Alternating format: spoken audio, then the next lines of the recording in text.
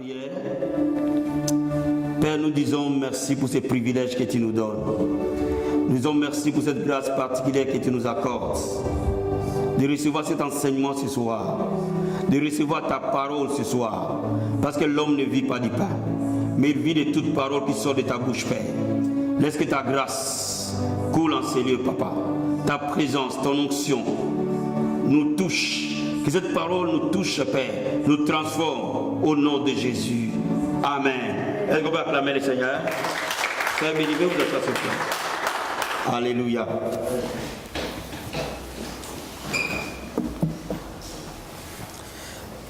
Le Seigneur m'a mis à cœur depuis le début de cette semaine, amen, de parler d'un sujet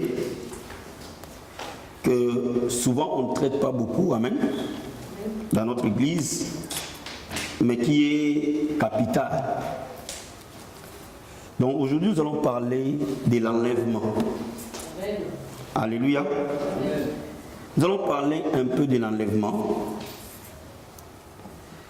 C'est vrai, Dieu bénit. C'est vrai, Dieu guérit. C'est vrai, Dieu élève. Mais toutes ces choses de la terre n'ont rien à voir avec les choses célestes. Amen. On peut avoir des maisons, on peut avoir des voitures, on peut avoir des femmes, des enfants, on peut avoir des papiers, des nationalités, mais cela ne nous donne pas accès au ciel. Est-ce que vous me saisissez? Et c'est pour cela que je voulais aujourd'hui parler de cet enseignement calmement, parce que c'est un enseignement qui n'est pas beaucoup prêché dans nos églises, et pourtant c'est un enseignement très biblique et qui est très fondamental. Mais avant de commencer cet enseignement, je vais vous donner un témoignage que le Seigneur m'avait permis par sa grâce de vivre en 2001. En 2001, nous étions dans une retraite de prière. Et dans cette retraite de prière, en pleine nuit, on dormait effectivement. Et j'ai vu le Seigneur m'apparaître. Et cette fois-ci, il m'est apparu pour la deuxième fois. Il m'était apparu pour la première fois pour me donner les fondamentaux de mon message, le message que je devais porter. Il m'est apparu pour la seconde fois et il m'a dit, il me parlait en disant, je vais te montrer le ciel. Et à une fraction de seconde, nous nous sommes retrouvés dans une forme d'étendue, comme si c'était un très grand espace. Et quand nous nous sommes retrouvés là-dedans, tout était extrêmement éclatant. Qu'aucune chose de la terre ne peut être comparée à cela. Et quand je voyais des murs, tout comme de pavés, c'était totalement éclatant. Je n'ai jamais vu l'or qui peut briller autant. Et il me dit, dans Jean chapitre 14, je vous avais dit que je m'en vais vous préparer une place.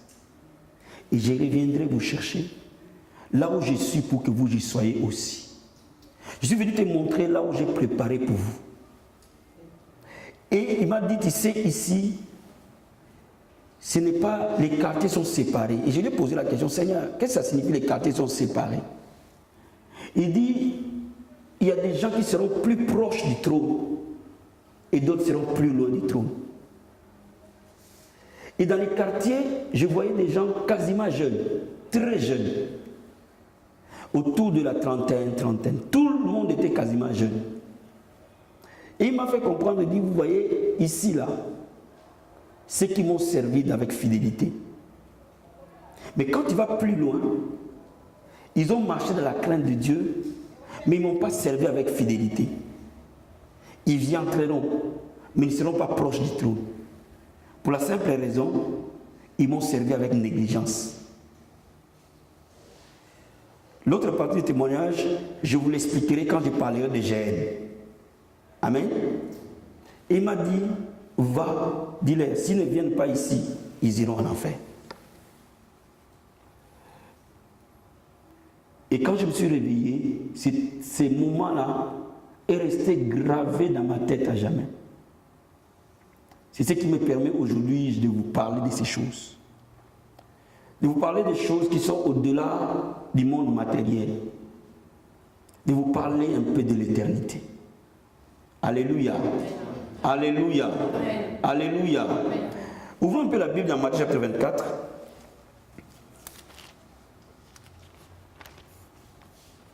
Matthieu chapitre 24.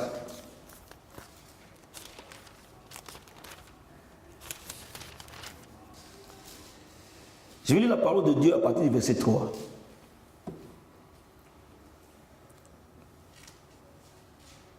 La Bible nous dit, il s'assit sur la montagne des Oliviers et les disciples vinrent en particulier lui faire cette question. Dis-nous quand cela arrivera-t-il et quel sera le signe de ton avènement et de la fin du monde. Les disciples sont venus voir le Seigneur. Il dit, dis-nous, quand reviendras-tu?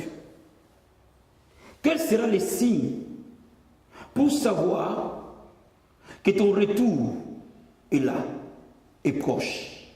Amen. Et le Seigneur commence à leur donner des signes. Il dit, Jésus leur dit, prenez garde que personne ne vous séduise, car plusieurs viendront sous mon nom, disant que c'est moi qui suis le Christ, et ils séduiront beaucoup de gens.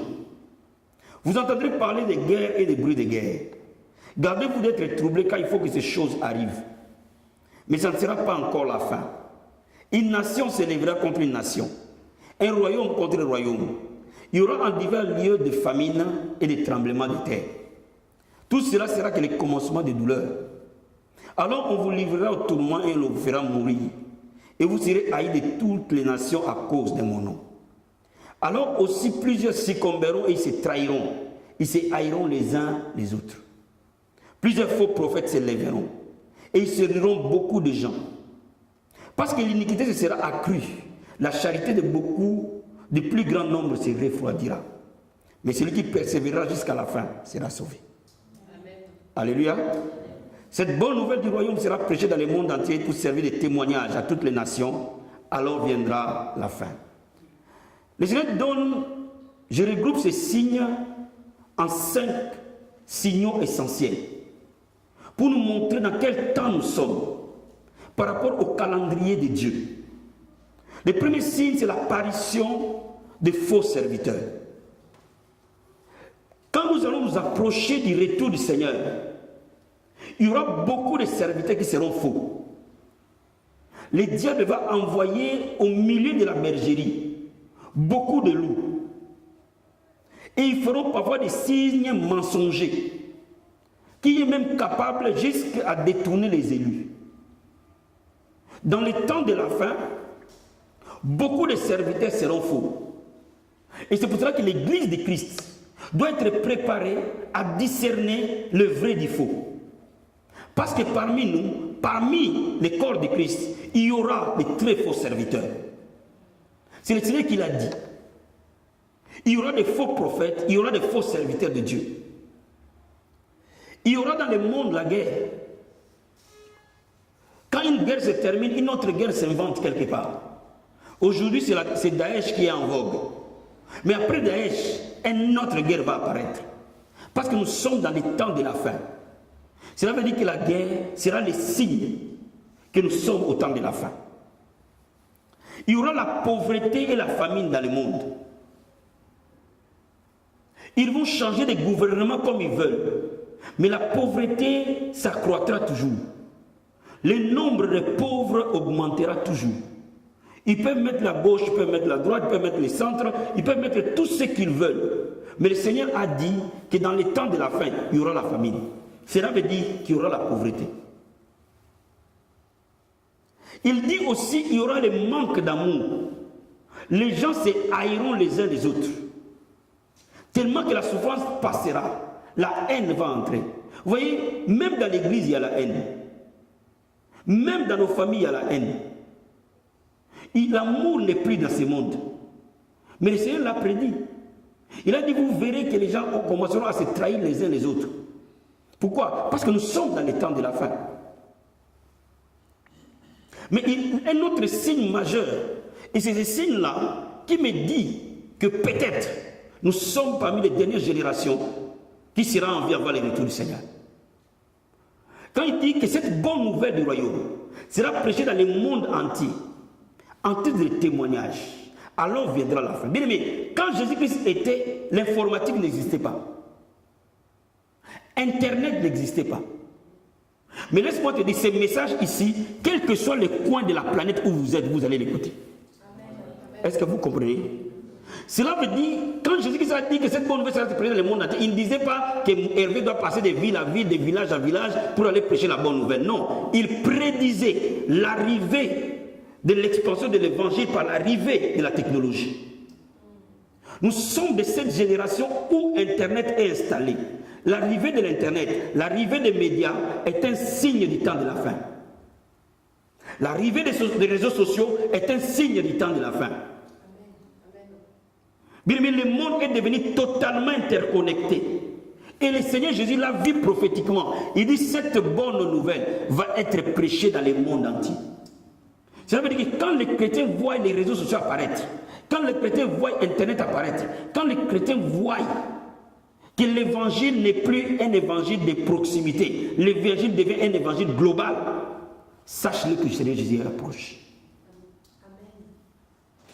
Il y a cela, quand il était ici il y a 2000 ans, il n'y avait même pas dans l'imaginaire de quelqu'un qu'un jour Internet apparaîtra. Mais lui, comme il vit dans l'éternité, il savait qu'à un moment donné, l'évangile ne sera plus l'évangile de proximité, mais sera l'évangile global. Et c'est doit être prêché dans le monde entier. Ça veut dire que Dieu prévoit que tout un chacun qui veut entrer en contact avec l'évangile, que l'évangile lui soit disponible. Voilà pourquoi, bien aimé, quand vous voyez cela arriver, vous voyez que tous les signaux que Dieu nous a donnés sont ouverts. Il n'y a pas un seul signe que le Seigneur a donné que nous n'avons pas encore vu. Cela veut dire que le Seigneur peut venir aujourd'hui ou demain. Cela veut dire qu'il n'y a plus rien qui peut les retenir. Ne pense pas que le Seigneur va, pour qu'il vienne, il faut que toi et moi nous voyageons dans le monde entier pour prêcher l'évangile. Non. L'évangile est déjà en train de prêcher dans le monde entier, frère. Au moment où nous sommes dans ce culte, le monde entier en bénéficie. N'attends pas qu'on bouge d'ici, qu'on aille de ville en ville. Non. On n'en a pas besoin. L'évangile est en train d'être prêché dans le monde entier. Cela veut dire que le Seigneur revient bientôt. Je veux que tu réalises cela, frère. Et aujourd'hui, dans le monde entier, le Seigneur commence à susciter des hommes et des femmes qui commencent à recevoir des révélations particulières sur le retour du Seigneur. Cela veut dire que le Seigneur est en train de prévenir son Église, qui était endormie pendant des années. Réveillez-vous et veillez. Amen. Alléluia. Je suis en train de te dire, frère, ma soeur, réveille-toi et veille. Le temps est devenu trop court. Le temps est devenu trop proche.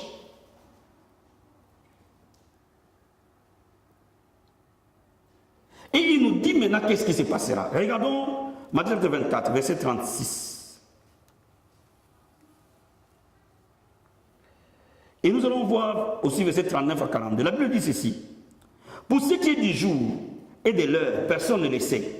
Ni les anges des cieux, ni le Fils, mais le Père seul. Ça, c'est un secret que le Père a gardé. Le jour de l'arrivée de son Fils. Quand il reviendra pour prendre son Église. Ce jour-là était top secret. Il dit au 39, il ne se doutait de rien jusqu'à ce que le déluge vienne et les emporta tous. Il en sera de même à l'avènement du Fils de l'homme. Vous voyez, on lui a posé la question, quand est-ce que sera ton avènement? Il commence à dire, il compare son arrivée à l'époque de Noé. Alléluia. Il dit, il ne se doutait de rien de l'arrivée du Fils de l'homme. Bien-aimé, sors de la distraction spirituelle. Amen. Sors de la distraction spirituelle. Parce que, bien-aimé, à l'époque de Noé, personne ne pouvait imaginer que Dieu pouvait détruire la terre par un déluge. De la même manière, aujourd'hui, personne ne peut s'imaginer que le Seigneur peut revenir aujourd'hui et même au moment où nous sommes à l'église. Il dit, alors, de deux hommes qui seront dans un champ, l'un sera pris, l'autre laissé. De deux femmes qui moudront à la main, l'une sera prise, l'autre laissée. Veillez donc, puisque vous ne savez pas quel jour votre Seigneur viendra. Mais là, il annonce l'enlèvement de son église. Il dit, cet enlèvement sera tellement inattendu que personne ne va se rendre compte que l'enlèvement arrive. Il dit, les gens seront dans les champs. Une personne sera enlevée, l'autre restera. Peut-être un jour, le Seigneur peut venir à l'église. Vous pouvez être surpris de voir quelqu'un devant la chair, il est resté, celui qui est au fond, il part. Bien aimé, quand le Seigneur viendra, ce ne sera pas notre position, nos grades, nos titres qui joueront, c'est nos cœurs qui joueront. Bien aimé, il nous dit, l'homme sera plus, sa femme reste. Il faut comprendre cela. Que le Seigneur sonde nos cœurs et nos reins. Aujourd'hui, l'évangile est un évangile matu-vu. Bien, mais nous n'accordons plus de l'importance, nous ne sondons plus nos cœurs. Si nous sommes dans la vérité, si nous sommes dans la foi, si nous sommes dans les chemins de Dieu.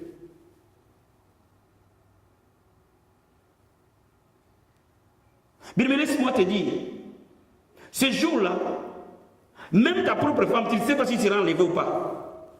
Même tes propres enfants, tu ne sais pas. Ces jours-là, nous constaterons tous qui étaient les vrais chrétiens, qui ne l'étaient pas.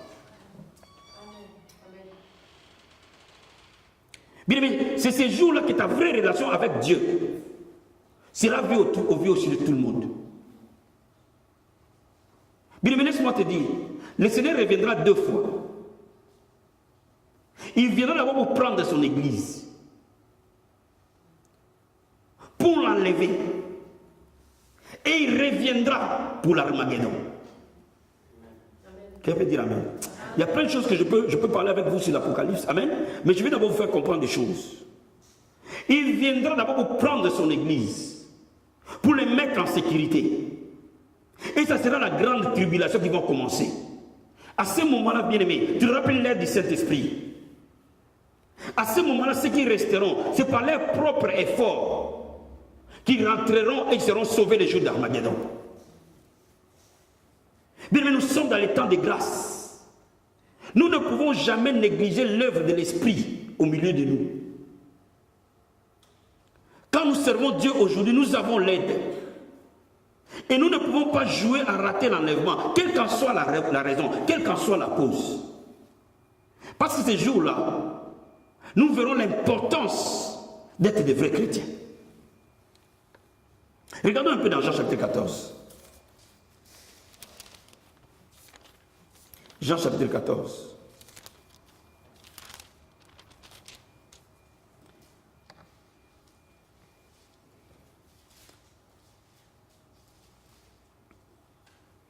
La Bible nous dit ceci, que votre cœur ne se trouble point.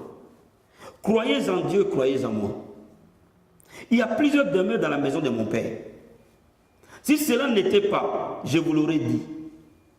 Si je vais vous préparer une place. Non, il dit, si cela n'était pas le cas, je vous l'aurais dit, je vais vous préparer une place.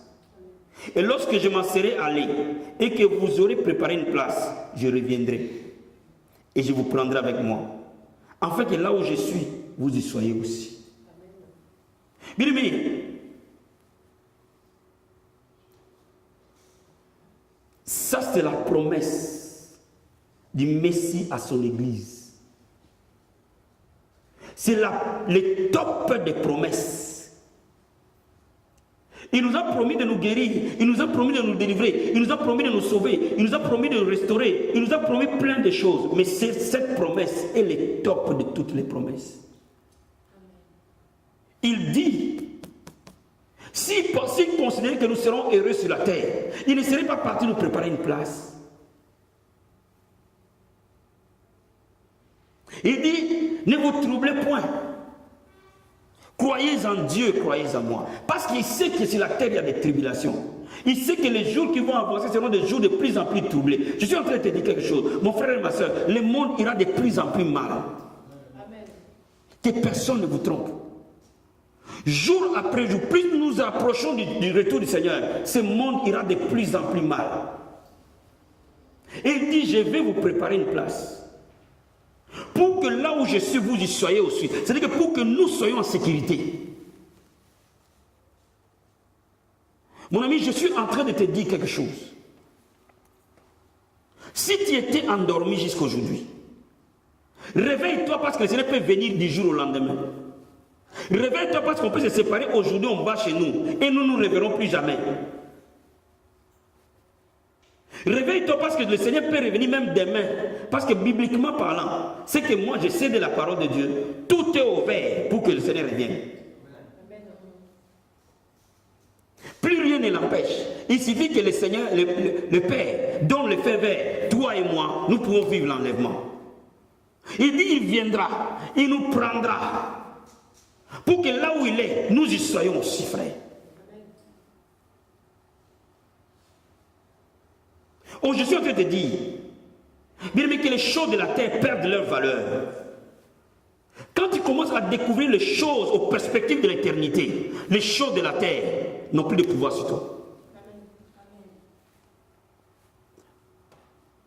Nous sommes des chrétiens charnels, pourquoi? Parce que nous sommes attachés aux choses de la terre. La Bible dit de nous attacher aux choses d'en haut.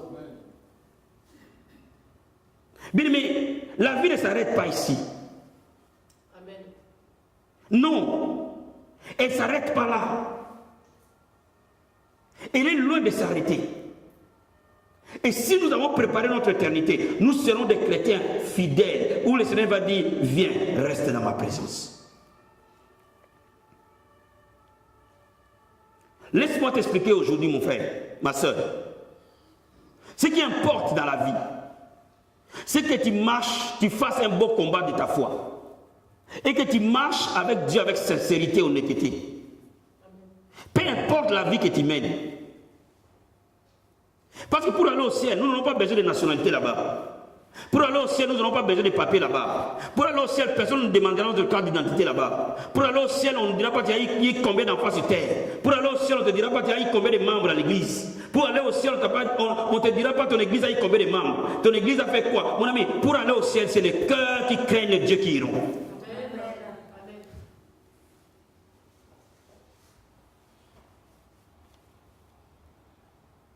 Il est important aujourd'hui que l'Église revienne aux fondamentaux de l'Évangile.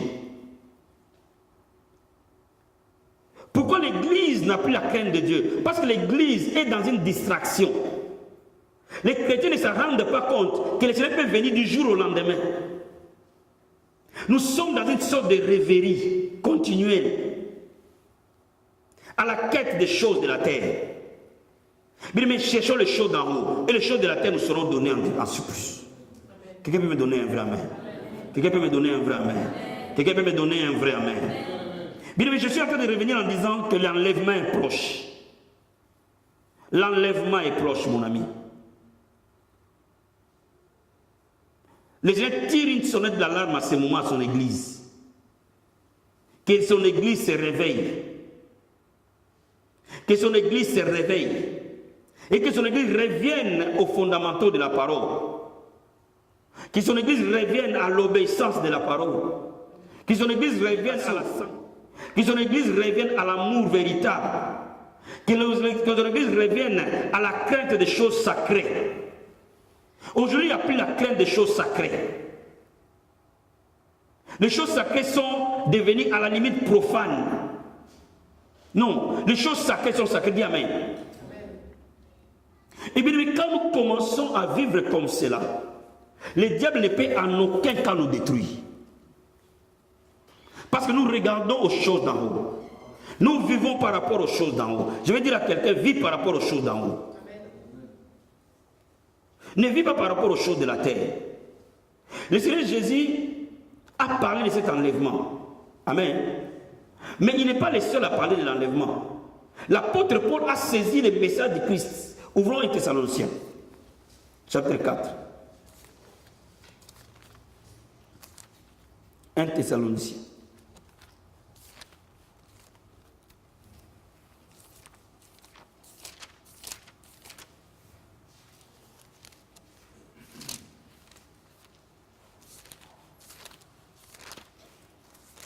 Un Thessaloniciens, chapitre 4.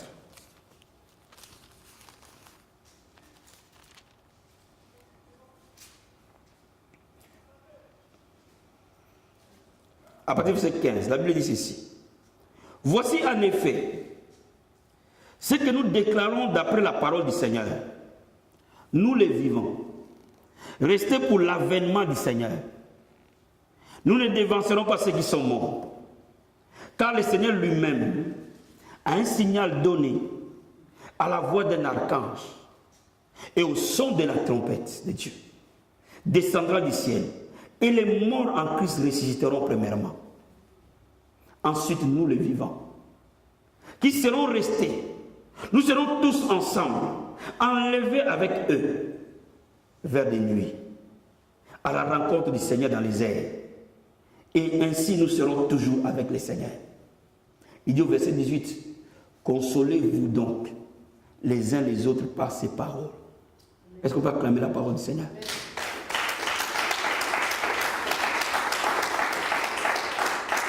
L'apôtre Paul croyait à l'avènement du Seigneur. Il croyait à l'enlèvement. Il était un apôtre puissant parce qu'il voyait l'enlèvement aussi proche. Il courait. Quand vous lisez dans 1 Corinthiens chapitre 9, il traitait son corps avec dureté parce qu'il voyait que la couronne était proche. Il s'attendait à ce que l'enlèvement arrive. Et c'est pour cela qu'il dit que nous qui sommes vivants, au son de la trompette, par la voix d'un archange, nous serons enlevés. Et nous rencontrerons le Seigneur dans les airs. Bien-aimés, ces hommes de foi ont gardé les yeux sur la récompense. Bien-aimés, la récompense n'est pas une maison. La récompense n'est pas une voiture. La récompense n'est pas des vêtements. La récompense n'est pas une femme. La récompense n'est pas une mari. La récompense, c'est l'enlèvement. Celui qui aura raté l'enlèvement, il n'aura pas reçu sa récompense.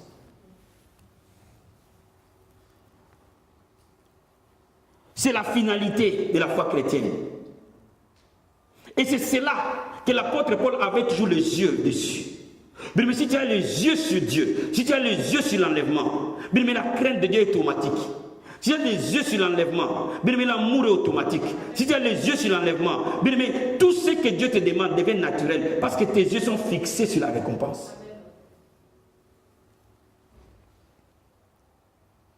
Ce soir, et pendant plusieurs mercredis, je reviendrai sur les bases de la doctrine de la foi chrétienne.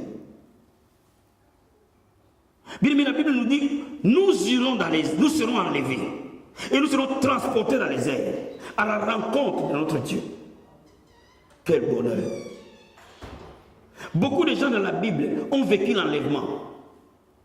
Ils ont connu les prémices de l'enlèvement. Enoch a connu l'enlèvement. Alléluia. Alléluia. Enoch a été enlevé. Il a connu l'enlèvement. Moïse a connu l'enlèvement. Élie a connu l'enlèvement. Le Seigneur Jésus a été enlevé devant les hommes en train de regarder. Ils l'ont vu remonter dans les airs. D'où il est venu, frère. Quelle beauté de l'évangile. Quelle beauté de l'évangile. Quelle merveille de l'évangile. Ils l'ont vu réparti. En venant sur terre, il a prêté le ventre de Marie. Mais en retournant d'où il est venu, il n'avait pas besoin de ça. Il est réparti et les gens l'ont vu partir. Aucun prophète ne l'a fait. Et c'est ce privilège que toi et moi, Dieu nous a donné. Vous savez, quand nous serons enlevés, nous allons nous défaire de ces vêtements, nous allons nous défaire de ces choses. Aucune chose matérielle ne pourra récolter l'incorruptibilité. À une fraction de seconde, nous porterons le corps incorruptible.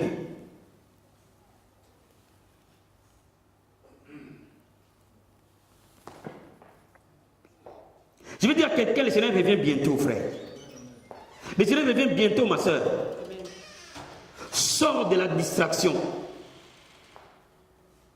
Sors de tout ce qui t'encombre.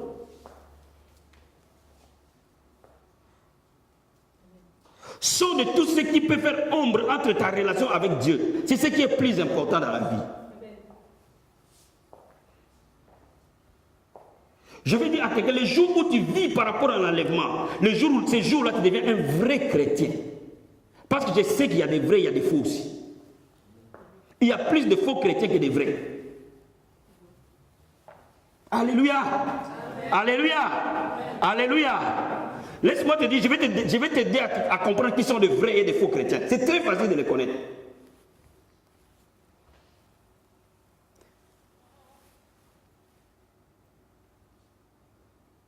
Mais le jour où tu vis par rapport à l'enlèvement, c'est ce jour-là qu'être un chrétien, tu deviens vrai, tu deviens véritable. Parce que lui, il est véritable.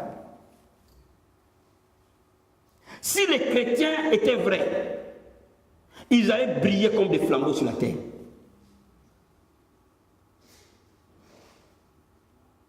Voilà pourquoi je suis en train de te dire, mon ami, perds tout sur la terre, mais ne perds pas l'enlèvement, s'il te plaît. Perds les choses de la terre, mais les choses du ciel, ne les perds jamais. C'est ça. Personne ne pourra te ravir ça.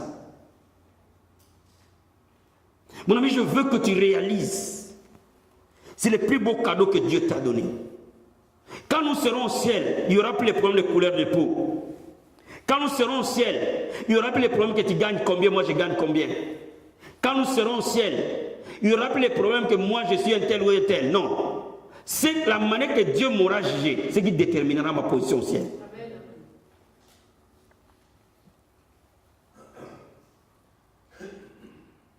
Ne perds jamais de vue le ciel. Après, je vais revenir dans l'enseignement sur la grande tribulation. Parce que beaucoup d'enfants ne réalisent pas qu'est-ce qui se passera après l'enlèvement. Et nous ouvrons la parole de Dieu pour que nous analysions la parole de Dieu par rapport à l'après l'enlèvement. Qu'est-ce qui va se passer? Après, nous aborderons le thème comme l'Armageddon. Qu'est-ce qui va se passer dans l'Armageddon? Et nous aborderons le thème comme le millénium. Qu'est-ce qui va se passer dans le millénium? C'est ça l'évangile du Christ.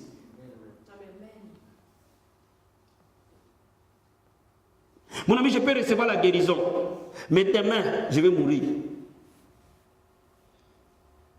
Je vais recevoir la délivrance, mais demain, je vais mourir. Et quand je mourrai, j'apparaîtrai devant le jugement du Seigneur. Et là, il séparera les boucs des brebis. Et là, il saura qui est réellement une brebis, qui est un bouc.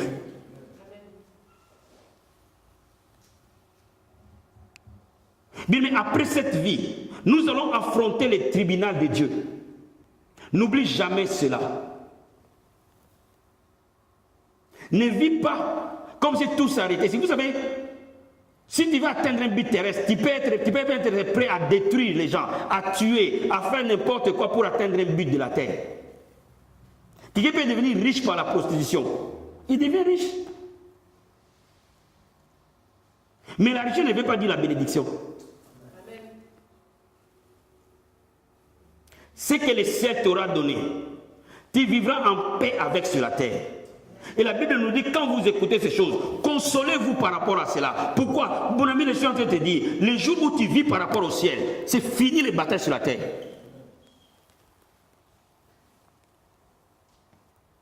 Les hommes de foi, la Bible nous dit en hébreu, ils attendaient une cité. Ils attendaient la nouvelle Jérusalem. Ils les voyaient au loin et ils attendaient. C'est ce que Moïse a attendu, la nouvelle Jérusalem. Le jour où son église sera enlevée dans les airs. Ils l'ont attendu, bien aimé. Ils sont partis sans l'avoir vu. Bien aimé, vivons par rapport à cela. Quand vous arrivez là, vous ne pouvez plus vous bagarrer avec les gens. Quand vous arrivez là, vous ne pouvez plus mettre des bâtons sur les roues des gens. Quand vous arrivez là, vous devenez des chrétiens agréables. Quand vous arrivez là, partout où vous passez, vous dégagez un parfum de bonne odeur. Quand vous arrivez là, frère, la vie chrétienne devient agréable. Voilà pourquoi ce soir, je vais te dire quelque chose. Que les hommes et les femmes ont été enlevés avant que le Seigneur arrive. Mais cette fois-ci, Quand il reviendra, il n'enlèvera pas une personne, deux personnes, il enlèvera son église. Amen. Et si tu es son église, tu seras enlevé, frère. Mais la Bible dit, sans la sanctification, personne ne verra Dieu. Cela veut dire quoi? Cela veut dire que ceux qui ne craignent pas Dieu ne seront jamais enlevés. C'est notre récompense, bien-aimés. Nous devons nous consoler par ces choses.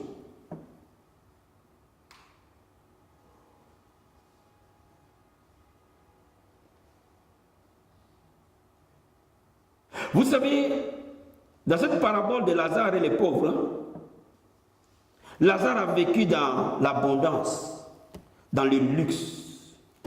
Non, le riche a vécu dans le luxe, dans l'abondance, pendant que Lazare était pauvre. Toute leur vie durant. Mais le problème, quand les deux sont morts, les rôles ont changé. Lazare s'est retrouvé dans les bras d'Abraham. Et les riches en enfer. Sa richesse n'a pas pu payer son billet au ciel. Mais le cœur de Lazare l'a amené au ciel. Oh, je suis en train de te dire, Dieu cherche qu'un cœur, c'est tout. Donne-moi un amen. Donne-moi un amen. Donne-moi un amen. Dieu ne cherche pas, je fais tomber combien de gens à l'église. Dieu ne cherche pas combien de miracles j'ai fait. Parce que la Bible le dit, ces jours-là, on dira, j'ai fait des miracles à ton nom, j'ai guéri les malades à ton nom, j'ai prophétisé à ton nom. Mais il me dira, je ne t'ai jamais connu. Amen.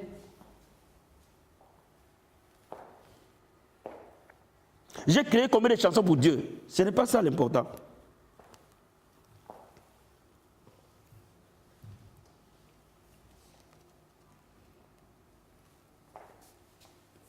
Il n'y a plus de pluie. Est-ce que vous me saisissez? Est-ce que vous me saisissez? Quelqu'un me saisit ce soir? Quelqu'un me saisit ce soir? Quelqu'un me saisit ce soir? J'ai chassé combien de démons? Ce n'est pas ce qui est important. J'ai levé combien de paralytiques? Ce n'est pas ce qui est important. J'ai construit combien d'églises? Ce n'est pas ce qui est important. Ce qui est important, que ce jour-là qui me dit, serviteur fidèle, viens. Il faut que Dieu te dise, mon fils bien-aimé, ma fille bien-aimée, viens. Et là, tous les sacrifices que tu as fait tout au long de ta marche chrétienne, ça sera la récompense.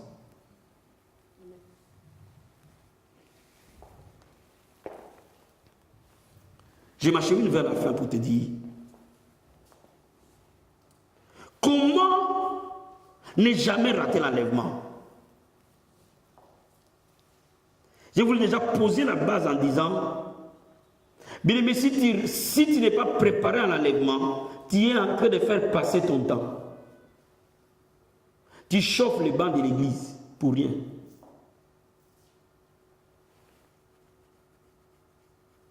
Quelqu'un avec moi ce soir? Quelqu'un me comprend ce soir? Quelqu'un me comprend ce soir? Je n'ai pas besoin de chrétiens qui me font de la figuration. La figuration ne me rapporte rien. J'ai dit au Seigneur, je te serai fidèle. Je prêcherai la vérité, j'enseignerai la vérité. Et c'est ce qui importe. Amen. Si une âme est sauvée, c'est l'essentiel. Quelqu'un peut dire Amen? Quelqu'un peut me donner Amen? Quelqu'un peut me donner Amen? Quelqu'un peut me donner Amen?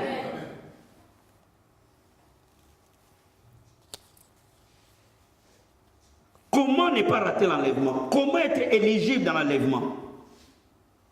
La première des choses, tu dois cultiver l'amour de Dieu